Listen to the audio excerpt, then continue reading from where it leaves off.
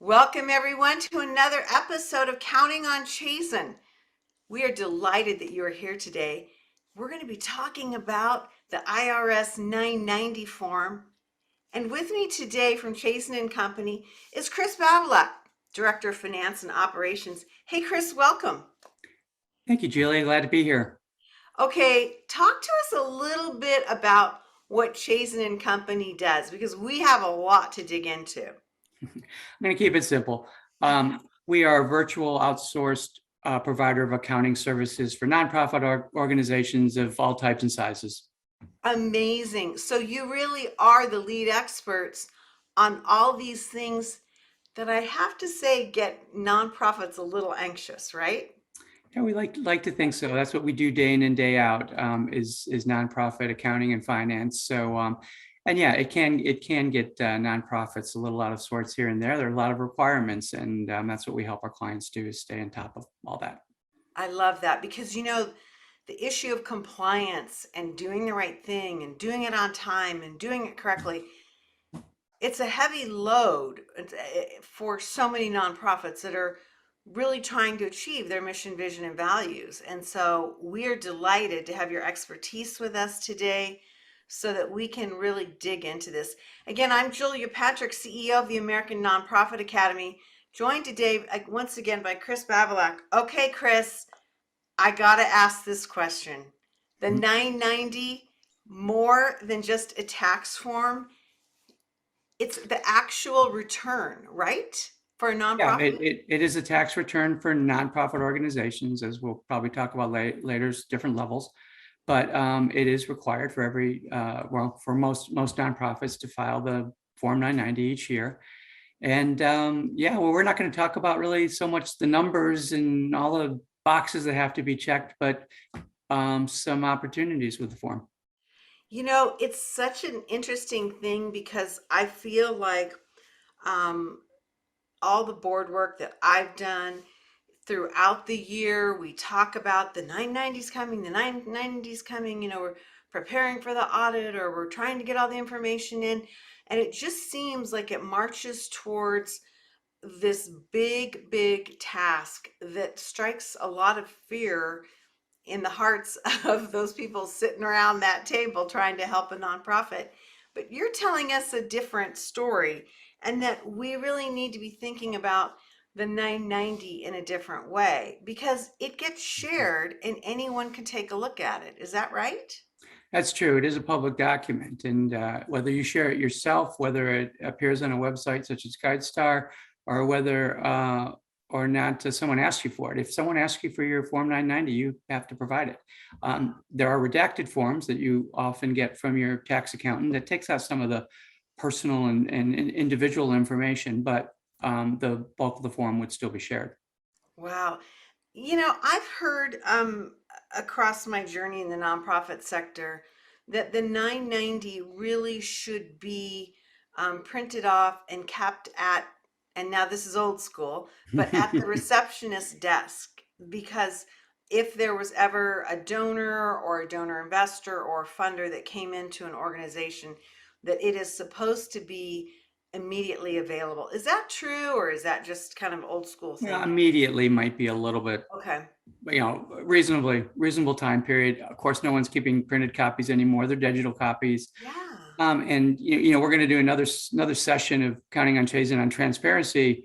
But it is a good step towards maintaining financial transparency to have it on your website, to have it available for anyone who wants to look at it. And of course, as I mentioned a minute ago, a lot of times the 990s can be found on a website like GuideStar. I love it. Okay, now you're talking about stakeholders wanting to be able to use this information, access it. Um, what does that look like? I mean, are you thinking that donors are going to be looking at this, or is it more geared towards maybe funders or larger donor investors? What's your take on this? Really, all of the above. If you think about anyone that is thinking about devoting time or money towards your mission, towards your organization, the 990 may be a place they want to take a look and see how your organization is structured and how the finances are of the organization, but also they'll want to learn more about your organization. Mhm. And so that can be donors, that can be members, that can be grantors, that can be volunteers, that can be board members, partners, all kinds of different stakeholders who might want to become involved with your organization may use the 990 for information. Now, you talk about this, and when I heard you say this, it really reframed a lot of the stress over getting this document prepared and prepared correctly on time. And that is to take a look at this as maybe an opportunity for an elevator speech, even. Like, how are you communicating about your organization when you can't be there in that elevator necessarily? What are your thoughts on that? Yeah, there's three primary places to tout the success of your organization in the 990. And it starts out, I think, part one, question one, it asks you what your mission is and your primary programs are. And there's an opportunity right there to talk about what you do as an organization and what are some of your flagship programs. And that's what I kind of call the elevator speech Okay. option, because if someone looks at nothing else but that part one, question one, and then dives into your numbers, at least they'll get some information then about what you do and how you do it and who you serve. So that's an area that you can take advantage of. And I think now with the digital form, it's pretty much a free form area. You have about as much space as you need to write something significant. It probably doesn't go on for pages and pages and pages, but you've certainly got several lines there and can take advantage of those several lines to talk about your organization. And then quite ironically, in part three, question one, they ask you basically the same question all over again. And so it's another opportunity to either cut and paste and share the same information or add to it a little bit more. But again, it's another opportunity to talk about your organization. I love Um, it. then there's, I'm going to move on to schedule opportunity. I love it. I love it. So That's schedule O. Yeah. schedule O. Now, help me out here. Where are all the other letters before you get to O? Or do you go straight from three to O, part Well, I'll three tell to you O? what, if you're working with the tax accountant to prepare your 990, they're going to worry about all the other letters and everything in between. Okay. They're going to have your financial data and they're going to plug in the numbers. You'll have some questions to answer on some compliance check boxes and things like that. But for this particular purpose, I recommend that people spend time with preparing a statement for Schedule O, because it's something you can prepare once, put some time and effort into it the first time, and then year after year, what you're doing is you're tweaking the information and updating the information. But this really is a free form area to talk about the mission of your organization, the vision of your organization, maybe your core values, to talk about your flagship programs, as many programs as you want to talk about, who you serve, how you serve them. You can put as much information in there as you want. And again, if you really think about it, and say, if someone comes to this document, I want them to know who we are and why they want to be a part of our organization in whatever way they want to. I love what you're saying here because so often when we do submit IRS forms, there's a sense that it just goes somewhere. No one ever really looks at it. But you're really talking to us today on about a strategy that says work this document because people will be looking at it and making decisions about your organization, or if they're going to be Mhm. new stakeholders or continue to be stakeholders. It kind of changes my lens with how I look at this documentation. Exactly. It does very much change your lens and how you look at it, looking at it as an opportunity and not just a requirement each year. Now, you said something really interesting about the Schedule O. This is the place where we can really talk about our programming and things that we're actually doing in our communities to work towards achieving our mission, vision, and values. What if we get all this work done, we are we know it's good and it's accurate, and we send it in, Mhm. all good, okay, we're done, moving on to the next thing, and we drop a program or we add something significant. Is there a chance to go back and make a change or an update, or do we need to wait until the next 990 is filed? I think generally you would wait until the next 990. There are, of course, other ways to get your message out through your website and other communications that you do.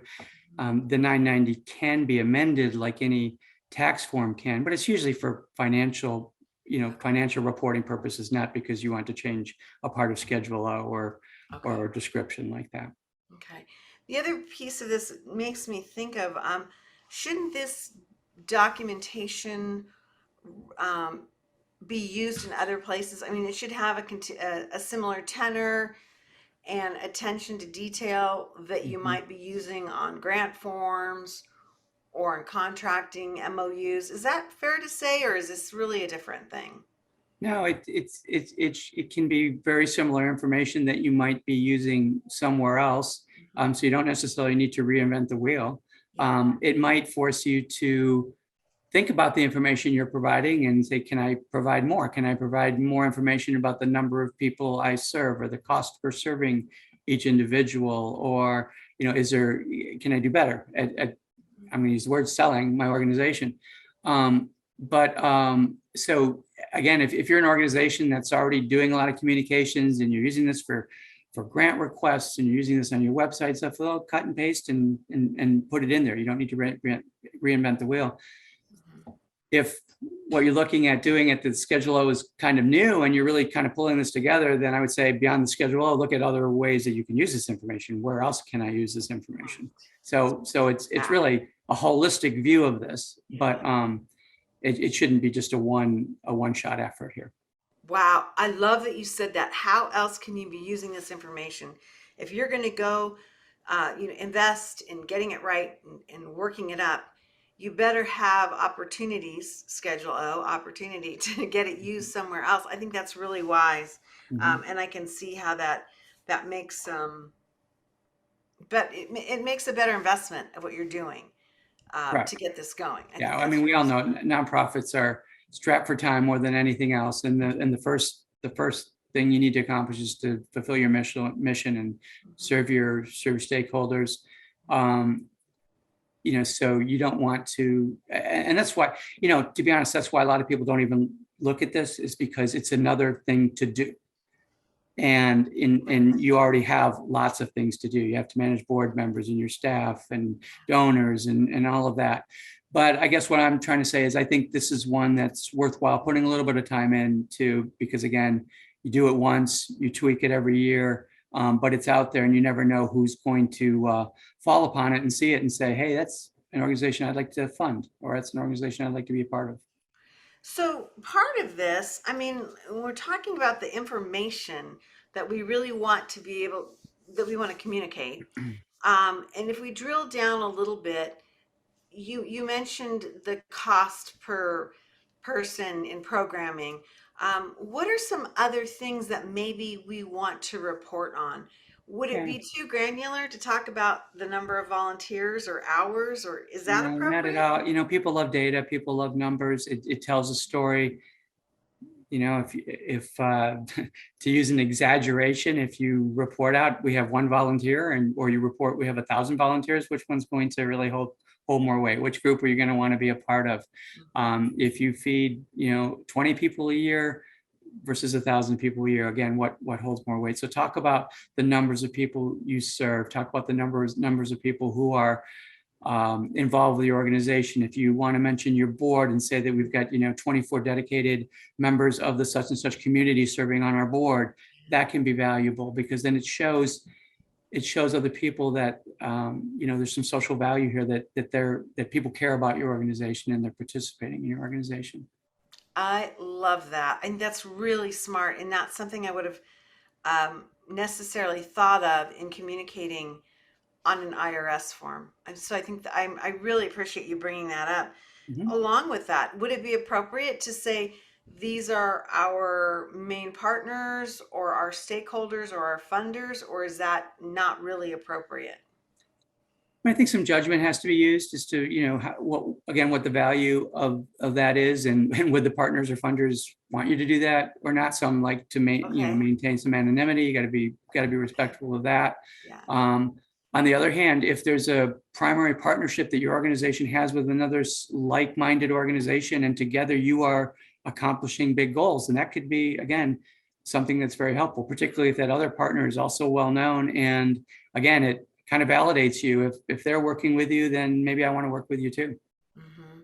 I appreciate you saying that because, again, it's really a mindset shift to be thinking about this return as, dare I say, a communication device.